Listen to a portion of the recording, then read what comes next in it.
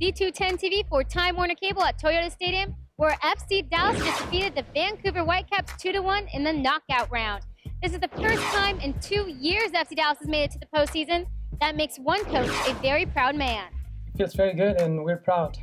We're proud because we have a club who has been building for many years in the community, and we know that the effort this year has been great for the ownership, and we want to reward them and reward the club on bringing the playoffs back to Frisco. And tonight it was that feeling of having the playoffs here. It's even bigger now, the joy we have knowing that we will play semifinals against Seattle. So we bring Seattle for the semis, and that's another reward for our community.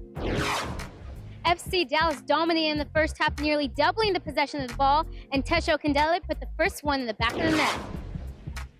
I think because we just knew it was a must-win game, you know, we kind of were all like, we need to give it all we got, otherwise we're not coming in tomorrow. So I think that kind of fueled us to play better. In the second half, FC Dallas kept that momentum going as their midfielder Mikel scored a PK goal, giving the team a 2-1 lead. Regular season, it's hard to play, and usually on the playoffs, when you have just one game, if you lost, you're out.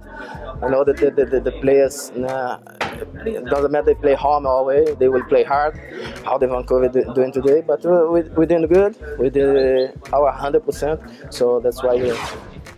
FC Dallas moves on to the second round of the playoffs to face off the Seattle Sounders this Sunday at Toyota Stadium. For Time Warner Cable Sports, I'm Erica Pinanuri with D210 TV, and you've just been credentialed.